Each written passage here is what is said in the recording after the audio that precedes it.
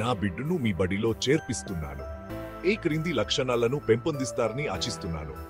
ఈ లోకంలో అందరూ న్యాయబద్ధతులు, సత్యవాదులు కాదనే వాస్తవాన్ని గుర్తించాలి. ప్రతి అయోగ్యుడిలోనూ కథానాయకుడు ఉంటాడని గుర్తించాలి. ఉచితంగా లభించే 100 రూపాయల కంటే శ్రమించి సంపాదించే 1 రూపాయి విలువైనది తెలపండి.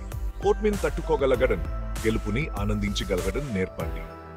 నా బిడ్డను అసూయ, ద్వేషాలకు దూరంగా ఉంచి శాంతంలో ఉండే ఆనందాన్ని తెలపండి.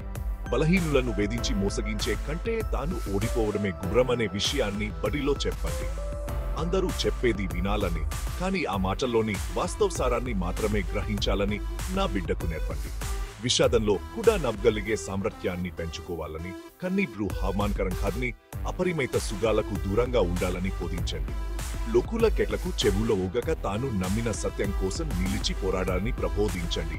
తప్పును తప్పని చెప్పగలిగే సాహసాన్ని ధైర్యంగా వ్యవహరించడానికి గల్ సాహసాన్ని పెంపొందించండి.